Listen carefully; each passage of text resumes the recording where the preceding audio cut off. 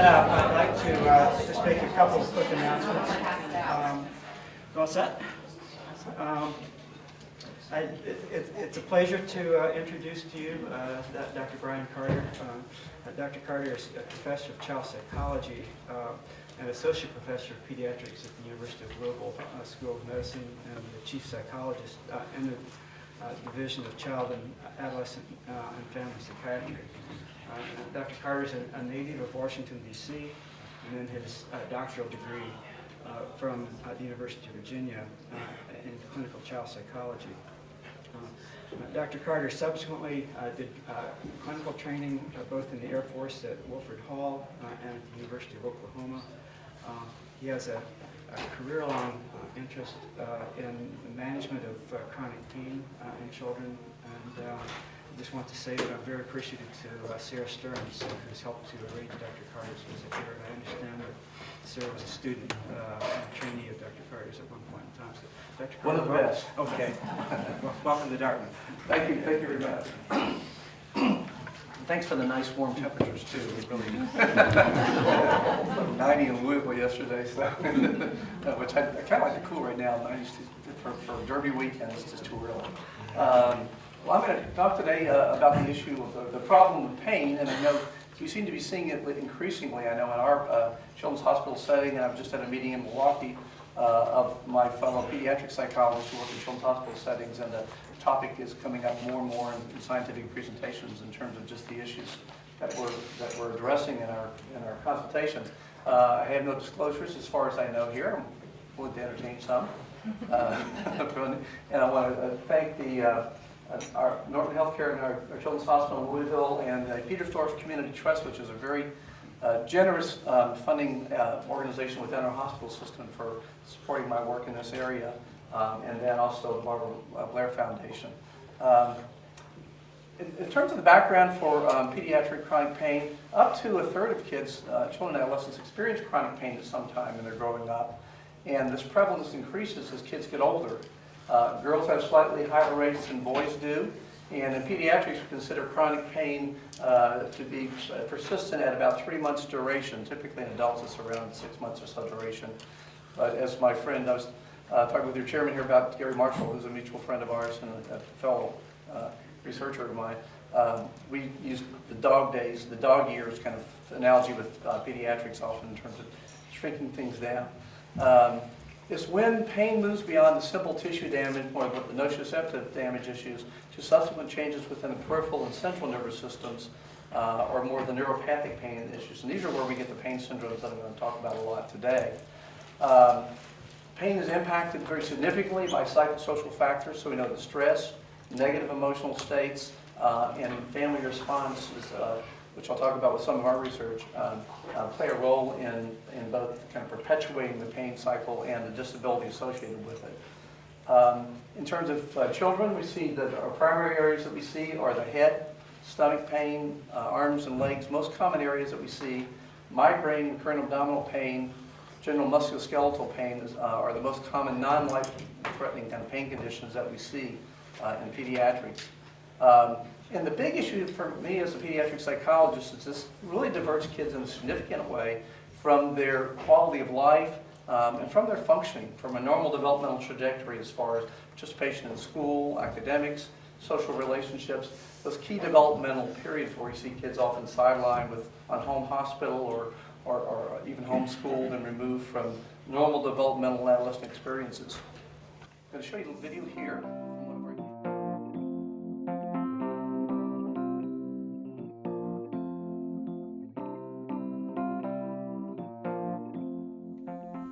Hello, my name is Elena Blackus. I'm 15 years old and I suffer from pelvic floor dysfunction. This means that I have tons of pain in my pelvic floor region. It's hard for me to do everyday activities such as running and dancing. I used to be a ballet dancer, dancing 2 to 3 times a week. However, the pain forced me to quit. This is still very hard for me to come to terms with. Dance was practically my life. I loved it. Pain is a really hard thing to deal with, especially for physical doctors, because here they work on the psychology of it, and the psychology of it is the same for anything. Like, I have pelvic floor dysfunction, and my friend has fibromyalgia, and she came here, and we were talking about it, and they helped her the same way they helped me, and yet it still worked. So the psychology of it, of helping cope with pain, is the same for everybody. But as you go through the program, the further along in the program, specific parental behaviors and family beliefs are looked at, and then that gives you a chance, and they are already starting to get better at this point too, so you know it's working. And you can see how you might be able to help them and change your behaviors so that they might be able to change some of their behaviors. We came to see very quickly how changing your thoughts about things and learning to relax and changing your schedule and behavioral changes can really affect your physical health. It still is amazing to me how your body can shut down just due to stress, because I just never realized that that was possible. Okay, so I'll refer back to that again a little bit later. One of the ways we think about pain has to do with the extent to which the pathophysiology is very clearly delineated versus those conditions that we increasingly call medically unexplained conditions. I think we're learning more about them and getting more medical explanations, but for those that's working in the area of pediatric pain, we have kids who have very clearly delineated physical conditions where we understand pathophysiology, what's happening with their pain conditions. We get some of these conditions in the middle here where we seem to understand it. We have some physical treatment approaches that seem to bear some fruit with maybe 50% of our patients or so, but others are bewildering to us.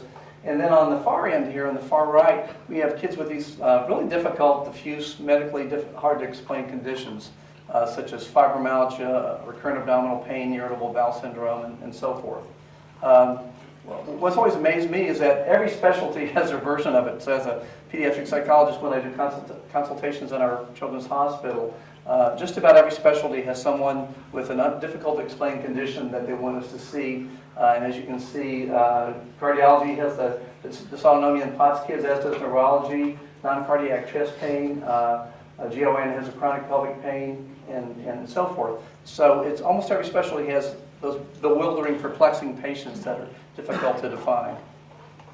What we do understand increasingly, I think, with these medically unexplained pain conditions is that the pain, the fatigue, the functional limitations associated with these may be due, at least in part, to abnormalities that are just centrally mediated processing functions, rather than damage or inflammation in the peripheral structures of the body. So increasingly, we're looking at this in terms of an HPA axis kind of issue, and we're getting more neuroanatomical, neurophysiological confirmation of this. But it's the centrally mediated aspects of their conditions that are primary here that we're looking at. This dysregulation may be triggered by infection. I know with chronic fatigue syndrome and the fibromyalgia, which overlap about 75%, about 50% of the patients will have some clearly delineated onset, such as a flu-like illness, mono-like illness, that say, well, I just never have gotten better, I've never felt better since the onset of this. The other 50% just describe a very gradual onset with no specific experiences. But one thing we can say that there's a malfunction of their ability to regulate pain, energy, sleep, concentration, memory, and so forth. We talked about the brain fog issues that kids with fibromyalgia and chronic fatigue have, and so forth. So we do see these processes that are usually mediated by the HPA axis structures as being involved. Behaviorally, the evidence suggests that pain and fatigue can become classically conditioned, and that's associated with certain stimuli in the environment, resulting in functional limitations in individuals confronted with these stimuli. So again, increasingly, neurophysiological studies kind of confirming those processes taking place. From a biopsychosocial perspective, we're shifting away from attempting to differentiate physical from mental or emotional pain. I'll never forget a little boy I saw one time on a consultation, and I asked him how bad his pain was, he described what it was like, and he said, it was like when my grandfather died. And I thought that was really intriguing. He was associating an emotional experience with his physical pain as a way to gauge that. So pain really is multidimensional. You have biological, psychological, individual, social, environmental variables, and they all interact in the development, maintenance, and the subjective experience of pain and disability in these kids. And this is really where a multidisciplinary and integrated approach is critical.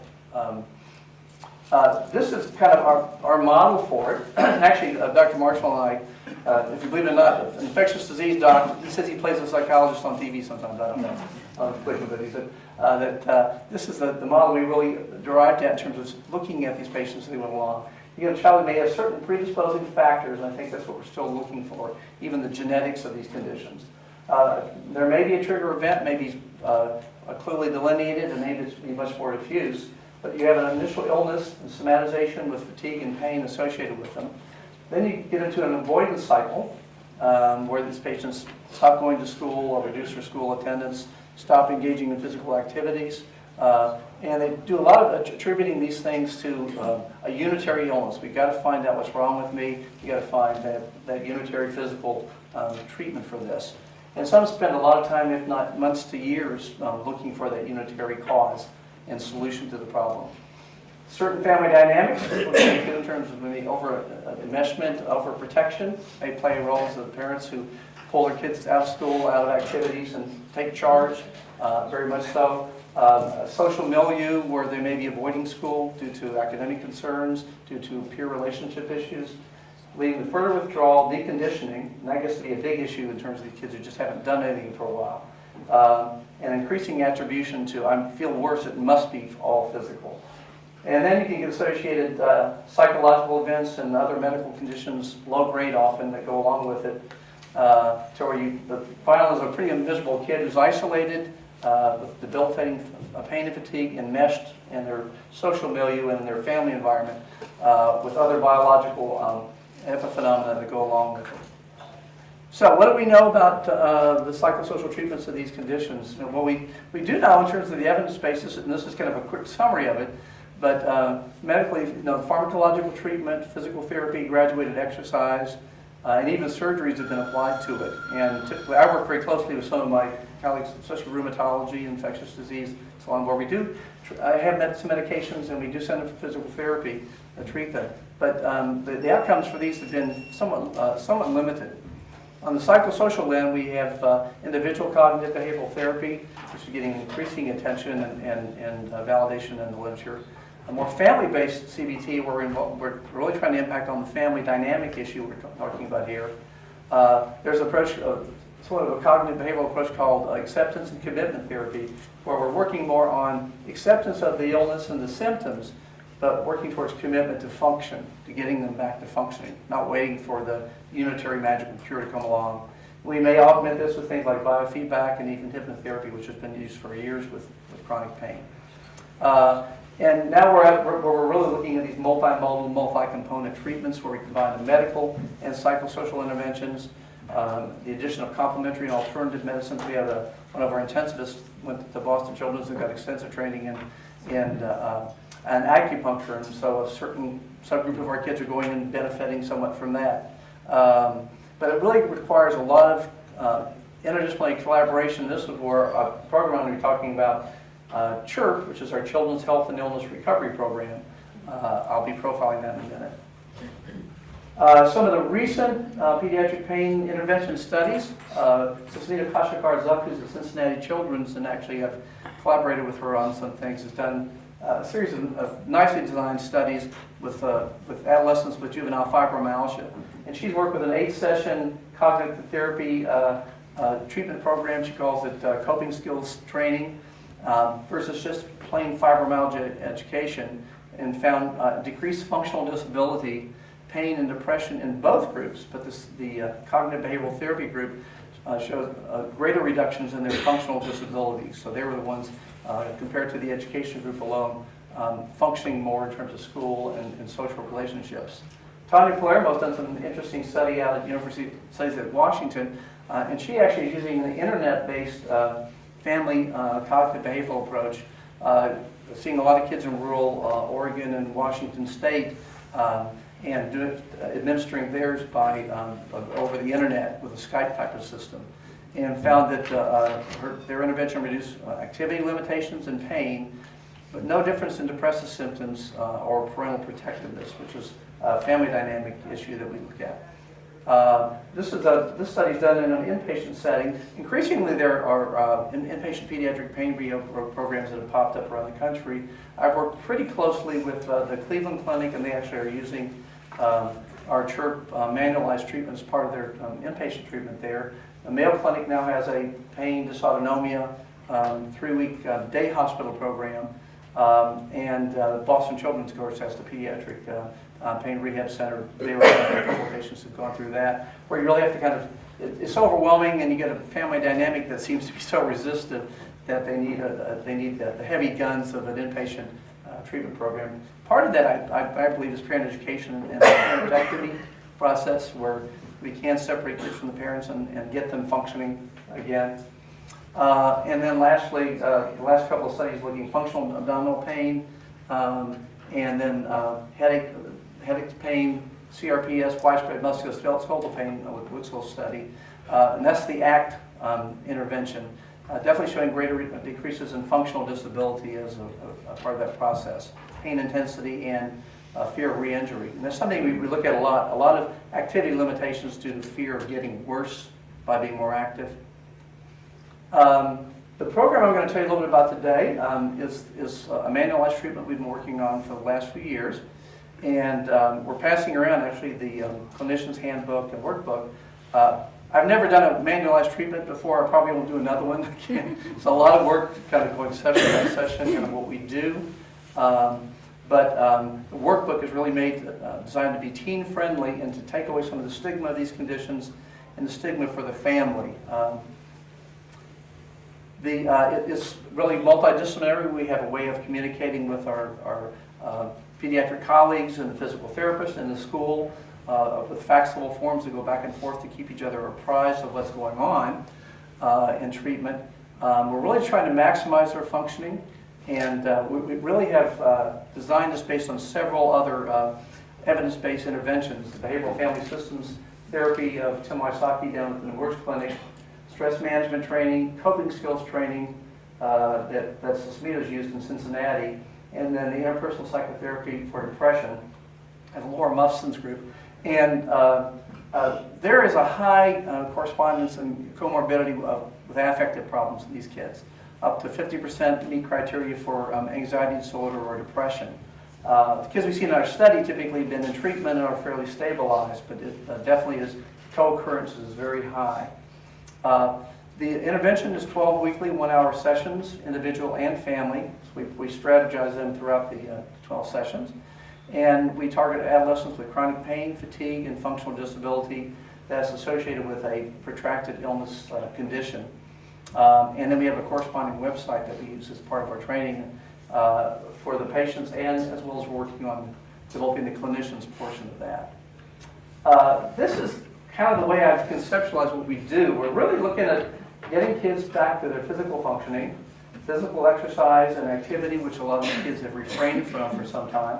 We'll work on a graduated exercise program. Some will go for actual physical therapy, and we have physical therapists in our hospital who are familiar with these conditions and know how to work with them.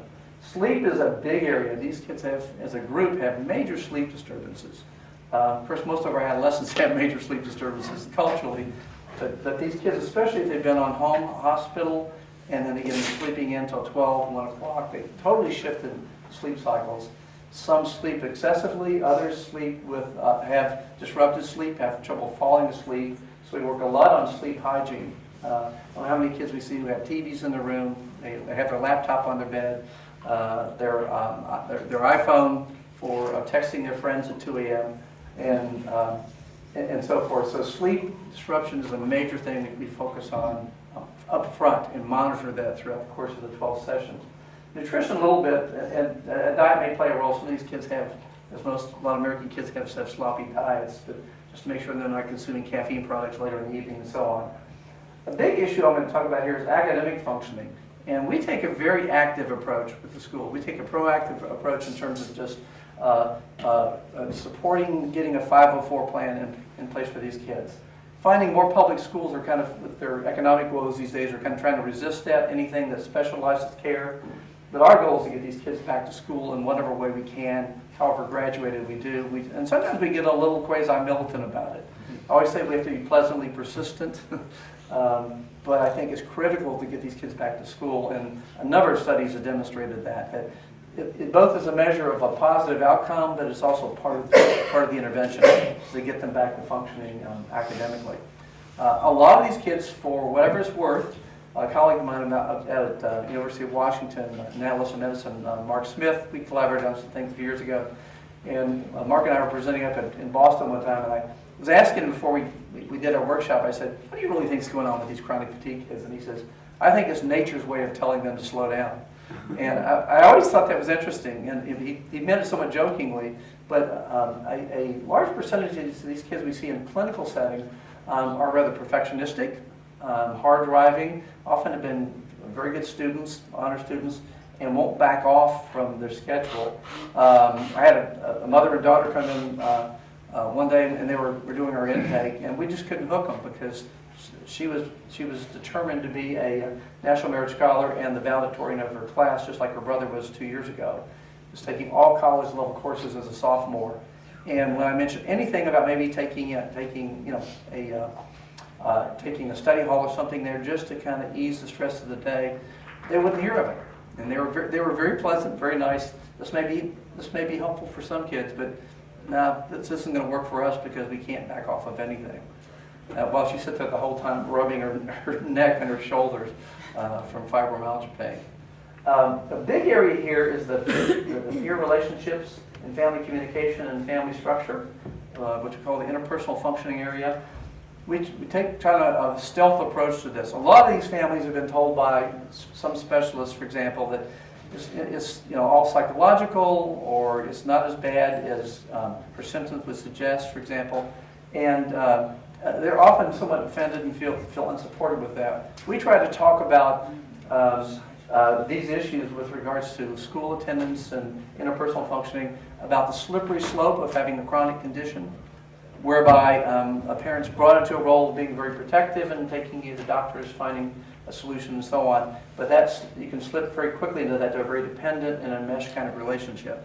And so we try to reframe this as a natural outgrowth. No one's being blamed here, but we want to restructure this to get the adolescent back in control, and they're the best informed of their physical condition and what they can do.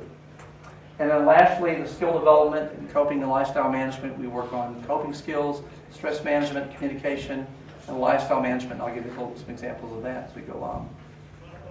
Key foundations is we want them to get out of this mindset of finding a cure to this acute and now becoming chronic illness.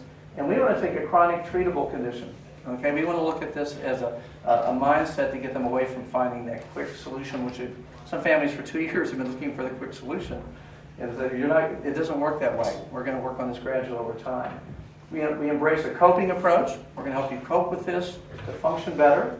An organized program of exercise and physical activity. I mentioned the family-based cognitive interventions, and I'll show you some of those. And that proactive educational advocacy and accommodations, sleep hygiene, and then collaboration and communication with our fellow treating colleagues. We're going to assist the kids in developing these skills. And I mentioned the sleep issues, managing stress. We work actively in teaching them coping skills and communication, assertiveness skills with their peers, down to the family issues and the educational accommodations. These are some of the cognitions we come up with quite frequently in working with these kids. So these are mindsets that the kids and families come in when they see us. So the belief that one must restrict activity and involvement until symptoms resolve. That when I get better, I'm going to go back to doing these things. I have one girl who has a skosh of Asperger's, and so she's very rigid and persistent in her belief system. I'm going to call our friends when I feel better. I don't want to be a burden to them. And she's totally socially isolated at this point. So that belief system is part of what's perpetuating her disability. Self-image and confidence in interpersonal relationship issues. The acceptability of assertive communication behavior. A lot of these kids we find, for whatever reason they state this, but well, I'm really kind of a people pleaser. And so they don't set limits and don't set boundaries and over-schedule themselves or over-commit themselves to things. Setting realistic standards for achievement and success, over-dependence on others in order to recover from illness. This is the enmeshment issue. The invalidation issue, which I think sometimes is an outgrowth of a lengthy process of getting diagnosed and treated. Pessimism regarding future health outcomes and personal success.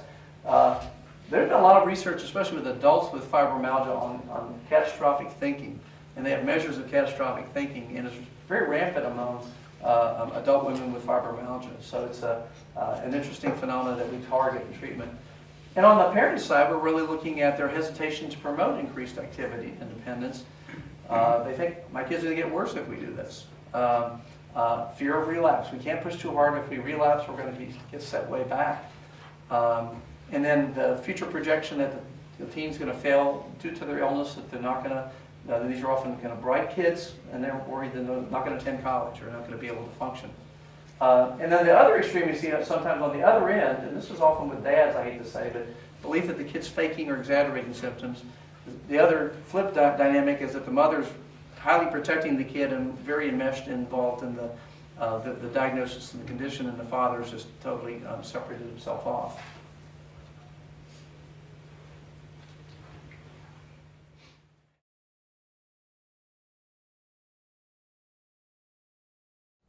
My daughter, she did what she was asked to do, and she would do the breathing, and I think she even tried some of the stuff that was online with the visual imagery before they even taught it to her. And she found that music was a really powerful relaxation device, I guess, that she could use, and so she would listen to music more as a therapy, and found some music that she could use to relax to. And she did change her thoughts, and then I would try to help her change her thoughts, or just maybe make her more aware of the fact that maybe she could look at the situation in a different light. And so I would say that's probably the area that that she still needs the most work in. But we probably both need as much work in that area because we have, I think, pretty strong opinions and beliefs about things. And, as most parents, I believe that, my way of doing things is completely the right way. And so you should do it my way. And so that's hard to let go of and let them find their own way and what's going to work for them. And you do have to let go of some things, especially in terms of scheduling, and there's a lot of perfectionism issues that are at hand that I think she probably gets from me. So sometimes I have to step back and say, okay, if she's going to learn to not be perfectionist, then what can I let go of and not be as perfectionist about? And so to be a better role model and help her to not think everything should be perfect in her life. And Mom actually was a teacher in her daughter's school, and the teachers often turned to her and she was a high-functioning kid, but in now school for a while, and we saw her in a hospital consultation. So the parents' change in their belief system is really pretty critical in this situation. So these are the family social dynamics. We're looking at the overprotection issue, what we call misguided support. Again, we're trying to frame these in a way that is palatable to families, that we often say and do things that are intended to be helpful, but that have the opposite effect. And so we actually have a whole part of the curriculum that we work on there. These dysfunctional communication patterns, they externalize attributions. Everything's out there controlled by that versus more internalized attributions that I can make things better, I can get better in this process. The dependence issues and the social isolation and avoidance.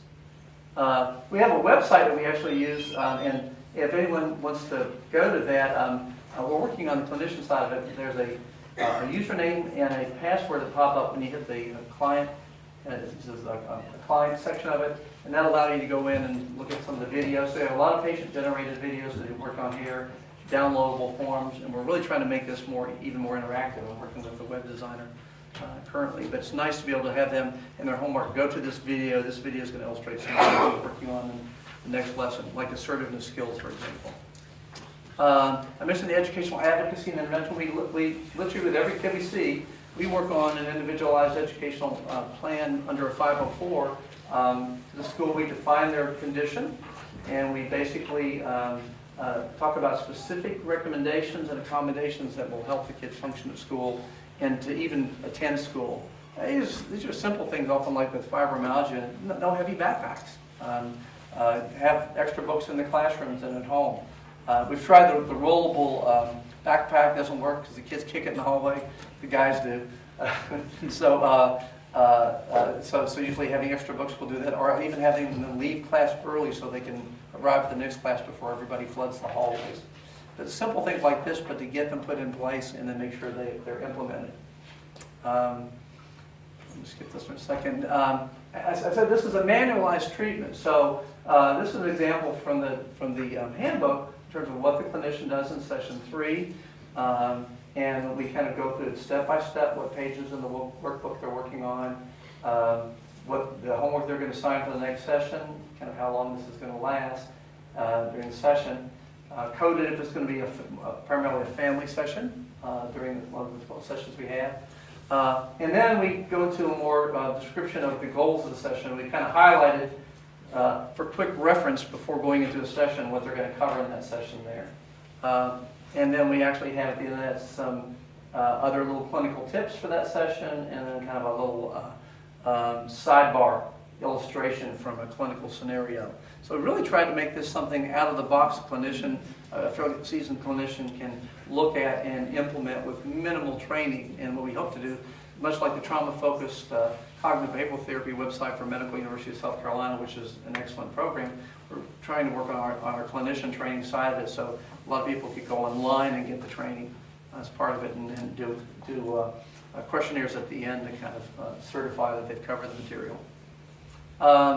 And then I mentioned our multidisciplinary communication, but this is really important. We really have to communicate with each other on these issues and find out if the rheumatologist is going to change their medication, if there have been some things happening in physical therapy where the patient's kind of backsliding or not showing up, and so on. So we're trying to make this an online form rather than faxable. Right now we're using a faxable form where we all put our fax numbers down here so that we can send it out to everybody. Of course, we get the releases at the beginning. We have 4 modules: stress identification and management, problem-focused coping, emotional-focused coping, and then functional independence. And these exercises are stratified throughout the treatment, so they're not just going through it module by module. So the first one we have a list of teen stressors. We talk about where stress is in your body and how it impacts on your body and your physical functioning. We have them, we call it the stressometer, but they basically are doing ratings of their stresses in different situations, and then work on coping skills. And so the workbook has activities like this, kind of when do you use problem-focused coping, when do you use more emotion-focused coping, which is more relaxation, thought-changing activities, and so on. Kind of a little decision matrix here for that. And then we work on talking about identifying stress and why being stressed is a problem, so stress education, stress management. And then we actually have them rate on a 1 to 5 level these different areas. I'm always fascinated with this simple little form. A lot of these kids up front are kind of defensive, and the parents, when you think about the dynamic of this, they really minimize their symptoms a lot, or the impact of the symptoms on their life. But then when they fill these out, they start putting 5s all over the place, especially with a lot of the interpersonal situations that they're in. And this is often a really handy springboard to getting focused on what stresses we're going to work on with these kids and helping them cope. Some of these relate to their illness, some relate to school, some relate to family and peers, so they kind of cover major areas of teen functioning. Then we work on the problem solving and problem-focused coping skills. So these are things like time management, prioritizing for these highly perfectionistic kids. Sleep problems, sleep hygiene I mentioned, interpersonal skills, and for one, just talking with others about your illness, being an advocate, knowing what fibromyalgia is, knowing what CRPS is, being able to articulate that to others. So some of these skills we work on identifying about 5 problems that they're dealing with, and picking one that's kind of primary for them then, kind of situational factors of the stressors and the problems that they occur. And then we have a page that I skipped in here, but step 2 is brainstorming, and it's just an open page. And we sit there and we brainstorm about possible solutions. My young lady that we tried to hook on, who wanted to be the valedictorian, was one thing, well, you could drop out of school. Okay, just drop out. And she looked at me like I was crazy. I said, well, wait a minute, we're going to brainstorm on this. Let's put that down as a possible solution. Well, then when we put it down here and we looked at the pros and cons, obviously it ended up at the bottom of the list. But I was trying to illustrate a point with that brainstorming means you can think outside the box to solutions. Some of these kids can get very rigid in the way things have to go. Time management skills, we'll work on the differentiating wants from shoulds. And a lot of these kids make a lot of things shoulds, rather than wants. And again, cognitive therapy works a lot on the language of this stuff. One thing this is a form we use a lot throughout is their initial schedule. And sometimes their initial schedules are unbelievably complex and overscheduled. For others, if they dropped out of everything and they're on home hospital, for example, there's a lot of free time. Well, I'm sleeping till 1, and I get up, and then I do a little bit of my schoolwork from 2 to 3, and then I watch my favorite soap opera and so on. So, and this is something we revise and revamp throughout the course of the 12 sessions. And then I mentioned prioritizing their wants and their shoulds. Interpersonally, we often look at issues of this is one that comes from interpersonal therapy by Laura Musson, but who's in your inner circle? Who's next? Often family are here, closest friends. But you'll find kids have been ill for a while, often not having a lot of people in their inner circle. They've really drifted in their social relationships. And the one I really love to work on with these kids is really the whole issue of assertiveness. Making requests, the 3 R's of assertiveness: requesting, refusing, or rebutting. And we get into this, how these apply in their lives. And for these kids who are people pleasers, they often don't do this a lot. And we have some video on the website that illustrates more of a passive approach, an aggressive approach, and then a more assertive approach. And actually role play that, and we'll video the role plays and play them back and so forth. On the relaxation, emotion-focused coping side, we work on relaxation training, imagery skills, develop a coping menu, and then their thought-changing or CBT skills here. And these are, I'm just going to get into a part of this, but this is just a video that's on our website and kind of talks about cognitive distortions, reframing stinking thinking into positive thinking. So Cognitive distortions. It's a little kind of a They can be teen-friendly faulty or tutorial. stinking thinking. Some may be negative automatic thoughts. They might be logical, but they're not rational. These negative thoughts can contribute to feelings of sadness, anxiety, hope. We'll go through some scenarios that teach them about this and actually kind of focus You may feel better. on peer relationships, give Now, examples because my from real situations. But so it's a little part of our tutorial that's online. And then on this is kind of a model for the cognitive therapy part of this. How our behaviors are what we can see above the surface.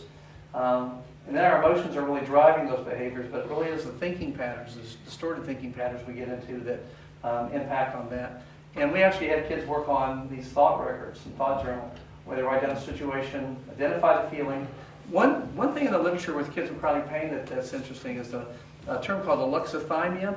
And it's an interesting phenomenon in a subgroup of these kids. They almost have an absence of a language for affect, a lack of a language for their feelings, as well as a lack of conflict resolution skills within the family. So these are really often interesting how much trouble they have identifying what emotions are going on here and rating them. Then we work on identifying those thoughts and then the challenging alternative thoughts. We have another form that, I don't know if it's on here, where we kind of put what we call their automatic thought, and then we look at the facts that support it and the facts that do not support that belief. And then we work on an alternative, realistic thinking pattern. Lastly, then we work on relaxation skills, progressive muscle relaxation, excuse me. And then give you a little example of that here, but oops. All right, that one disconnected. I'll skip through that. And then lastly, on our last module is the functional independence. This is the stealth family therapy, okay? We don't call it family therapy, but this is the way we work on helping the families improve the teen's independent functioning, the role of family members and how we can redefine those, the whole issue of misguided support, and the well-intentioned but misguided efforts to get the kids better, improving parenting communication, even a behavioral contract for some kids where there's some tough behaviors that parents and teens are having trouble working out. And then this is kind of our relapse prevention. It's the long-term coping and recovery management. We try to set the stage for what to do if things get worse and how to bring these skills back to bear on that. And so we talk about independent functioning. We have family members think about their roles. We give them some example scenarios from other families. And we work on these strong beliefs we talked about here, go into the misguided support. And then I like this one here. This one didn't print out right, but this is a negative communication and positive alternative. I had a family that really liked this. So it's things like name calling versus using an isolator to say how you feel, interrupting versus listening and waiting for a natural break, lecturing, preaching versus keep it short and to the point. I had one family get these printed up on T-shirts. So they came to the session. It was kind of a joke on me, but came to the session with a T-shirt sign and stuff. But they're using them the wrong way because they were pointing at all the negative communications that each other was using. I said, we got to retool this. But it was cute. And then this is where often if we work on a behavioral contract, that will actually spell out who's going to do what in this and what the contingencies are going to be. Things like attending school and so on. Went through very briefly just our clinical outcome right now. We've had 23 participants in the current data, so we actually have a larger number, but we're looking at that data now. Fortunately, if you're male, you're less likely to go through the treatment. We've had a couple of males that they're not in this data set, but go through. But the males tend to drop out by session 4 more often than the girls. There's some issues there. These are some of the diagnoses the kids have had in our program. Again, about half of them with comorbid diagnoses of depression or anxiety. And these was the measures that we give them a whole battery of measures. These are the ones we use in these analyses. Pain ratings at the end of the 12 sessions by parent and teen ratings, pain decreased significantly by both parent and teen report. And then on the fatigue ratings, similarly, we see some pretty significant improvements, decreases in fatigue symptoms over the course of the 12 sessions. And then in terms of functional disability ratings, again, significant improvements in or decreases in functional disability. It's not as dramatic on this slide. One of the things in this study we haven't pre-selected for higher levels of functional disability, which means we're going to get our results aren't going to be quite as dramatic. And we actually have a study that we're designing now that's going to select for higher levels of functional disability, so we can look at the impact on that. And the overall helpfulness ratings have been pretty high in terms of improving symptoms and by parent and teen report, and an overall daily functioning improvement as a result of the program in terms of their feedback. Interestingly, we looked at, with a group of 27 participants, we looked at our dropouts compared to the kids on our pre-data. And these are those who failed to complete up to more than 6 sessions in treatment. And what's interesting here is that when we looked at the pre-treatment measures for patients in both groups, dropouts were more likely to be male, to have repeated a grade, so 5 subjects versus no subjects, to have missed more school days in the past year, 51 versus 26. So these are kids possibly more impaired or more meshed, possibly, with a family keeping them away from school. When we looked at the measures of symptoms and coping and did more item analyses, parents with dropouts reported greater tendency to respond to their child's lack of energy or pain by trying to distract them from their complaints, while at the same time closely monitoring the symptoms. So that speaks to that enmeshment issue. And then we did the item analyses here. We tended to find dropouts were more likely to report enmeshed family dynamics, that's the parent spending more time than usual with the child, and adolescents seeking out a family member to talk to and ask for help with things that they could do alone. We actually, here Marshall and I, our first group of patients we followed, we were doing the treatment at that time per se, of the regular medical follow-up, found that the kids 5 years out were doing worse, who endorsed, and parents endorsed, overprotection at the beginning. Increased adolescent withdrawal from academic and household responsibilities, parent-supported homeschooling and rest to improve functioning, decrease in adolescent physical activity and problems with sleeping a lot. So these were ones that differentiated our dropouts from our completers. So some of the limitations, these are clinical outcomes where we've actually had a federal grant that wasn't discussed last week. We're going to resubmit as an R1, comparing to treatment as usual and to other cognitive treatments that don't involve the academic and family intervention that we do. We have kind of mixed and varied diagnoses, and one of our proposals is just kids with chronic fatigue and widespread chronic pain. And we didn't select for lowered functional disability, as I mentioned. So we're going to look at controlled clinical trials versus these other evidence-based treatments and show what we're adding to it, get more treatment-sensitive measures here. Readiness to change, this is a big one. These are the ones who kind of come in and look at you like you're crazy.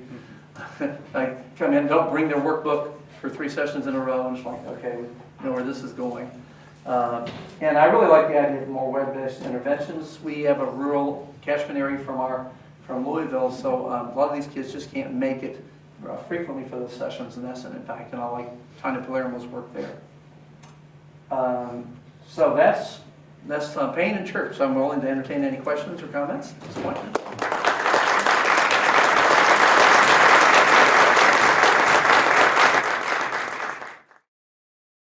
I wonder if you could comment on the role of the primary care physician in managing these kids. I asked the question with a reason. In infectious diseases, we're often referred kids with chronic fatigue. And as a matter of fact, in some ambulatory pediatric ID practices, this represents as many as 30% of the kids who are. Wow. And I can't think of a group of physicians, certainly myself, who's any less better trained or prepared to manage these kids. But we wind up doing it. It really, to me, is much more of a primary care issue. Because of the long-term morbidity, as you pointed out here, it seems that the primary care physician would have a very major role to play, not only in the initial referral, but then in the subsequent management. Right. And I think that's where this communication is so important, because they know what we're doing in the intervention, and they get regular updates, and we encourage them to follow the patient regularly instead of waiting for a crisis or waiting for an exacerbation. Then they can really reinforce, what's going on in terms of the physical activity, attendance for physical therapy sessions, and so on, and discourage things like we want to pull them out of school, or we're missing a lot of school. So if we can be on the same team and really have the same kind of mindset and send that positive. I feel working with this population clinically, and you see the patients who really, about the 4th or 5th session, really get it. And the parents who get it, they're really improving, and you see that kind of light go on, and it's very rewarding because these are tough kids, and so I have more confidence I can really sell that, and if I can convince my pediatrician colleagues to do that too, we just got to keep with this and follow through with it. That helps so much versus kind of coming in for a quick visit and then you just kind of treat them symptomatically or give them something. So the key issue for the primary care physician is if someone like me with the family is staying in good communication with them about specifically what we're doing and how it's going. And that's why we fax the form so that when they go in for the next clinical appointment, they come in, it's there in the top of the chart. They filed it there and they've got that update. Yes? I'm a residency program director. I've been thinking a lot about mental health and behavioral health training in residency. It seems to me if the primary care provider would understand more of the basic principles of like Coping CAT or these other programs and behavioral change and pain management, we would be doing a jump start for the future. And now that you all have developed these manuals and as the science defends the approach, the next task, I think, is to simplify it in presentations for primary care doctors and for residents. I know you can't dumb it down completely, but if there's a way you could teach us the principles so that we could begin to use them when the child starts to miss school, we may be able to abort some of these. Yeah, it's a great point, yeah. But that hasn't been done yet. The big manuals are wonderful, but nobody's yet tried to package it for the new clinician. Yeah, I think that's an excellent point. So, and one of the purposes of the website would be for clinicians, and actually we have a pull down for educators, and then we want to have a pull down for primary care and so on, so we can give them the quick and skinny version of it, so they can really sell it and support it with the families. I think that's an excellent point, which I think we need to work on. We kind of get in our own silos and kind of work on our evidence-based research and get very detailed about it. But like you said, the primary care pediatricians are the frontline people with this. Yes. Hi, I do GI, so I'm really interested in this. I've had two. One is a comment, and I also do a little general pediatrics, so I know about this. So any patient I see with trauma, I say don't overprotect. You don't use those ankle casts for a sprained ankle. You wiggle it, you move it, so you don't get into that regional pain syndrome. That rest doesn't more than 1 day. Their studies doesn't help anyone. No chronic back pain rests more than 1 day prolongs recovery. And if you have mono, you're going to feel tired, but those who can force themselves to get back into life within 2 weeks recover faster. So I think is at the time of these illnesses that are going to set you up for this chronic pain, to right then, don't get them sucked in. Yeah. No, and then 4 or 5 months out, they're still looking for the acute, and some parents will never accept they're not going to find the disease. They just have to go to their 5th or 6th opinion, have yet another test, kind of thing. And I've also found a lot of parents, I sort of now ask them, how was school for you? And a lot of these parents, school was painful for them. I've sort of learned a little trick. And another line is, well, you have a condition now that obviously rest is not going to help. Because we've tried that for a long time. And so we now need to try something different. Okay? I have a lot of lines. But how do you pay for this? And can Sarah start doing this tomorrow? I'll respond to that. I do have one of Brian's preprints. So for a few kids I have been doing, I would say sort of CHIRP light. But do you want to address sort of the status of where the program is? And I am like it for your pediatric psychologist, so please do not refer me 20 of these kids tomorrow because I can't fit them in. But a select few I've been doing this with. So. Yeah, actually one thing with Guilford Press we got back 5 good reviews of the books, and so hopefully when I get back I've got to respond to the reviews, but I'd love to look for publications to kind of get out there. So can I actually buy these books? Well, we'll see. I've given this to select colleagues who've been using them. The Cleveland Clinic actually uses this in their inpatient program, for example. Gerard Benez, who directs that program, likes the materials, and they use that for their patient education and their work with families before they go home in the 3-week program. So and then we have other studies being designed now and so on to look at that. So we got to get the evidence of science for the package per se, but all the elements of our evidence base. I love your comments though about the parent issues, and as I said, some of our dropouts versus completers reflect that. Those parents who I had a mother with her daughter, and this daughter was just totally checked out on this and almost narcissistic. And third session they come in, no workbook, forgot it, and I'm talking to mom in the hallway, and my fellow is working with the girl, and so really kind of giving the mom, well, we need to get her on board with this and to complete the homework. The homework, drives the activities and so on. And she said, oh yeah, I need to talk to her about that. Brought mom in the session, so all 4 of us are sitting there, and mom looks at me as though we had no practical discussions, and she said, so when are we going to know this is helping? Now, the side of me that never speaks out loud, when you take the cap off the darn bottle, and take the pill, you probably know if it's going to work. And they subsequently dropped out. I mean, and this mother was very meshed with this, a single parent, very meshed with his daughter. Those parents, the self-identification is really important, getting some of that history. A lot of parents have fibromyalgia or chronic pain issues themselves. Yeah.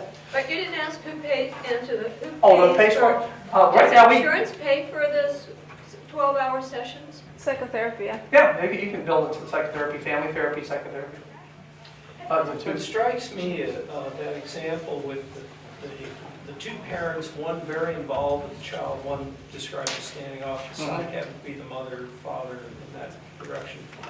That possibly has more to do with the relationship of parents than the relationship of each parent to the child. You know, if that father, for example, has tried to do things with the child, intervene, say things, and the mother turns around every time and says, that's dumb, or that's not the way to do it, sooner or later the guy just stops trying to do that. And those things, so we do have some that we spin off in it. Even after the 12 sessions we're working on family issues, may refer for some marital therapy if that occurs. But no, exactly, and that damage can be very sabotaging. Yes, one other question? Have you ever done it as a group in terms of sort of that availability and being able to see more at once? Has it ever been tried as a group? Because even that teenager at the beginning mentioned talking to her friend who had a different problem, but they both responded to the same. One of the great challenges with some of these kids, and I see these kids on, even though they have autism spectrum disorders, I think they have somatization spectrum disorders. And for patients who are high on the somatization and more, this is much more functional, much more meeting some other emotional needs for the patient family. You got to be careful because they can contaminate the water for the other kids. You have to take the book carefully. Yeah, you got to be very careful. We tried some of that, and the most pathological kind of got the bully pulpit, which we didn't want.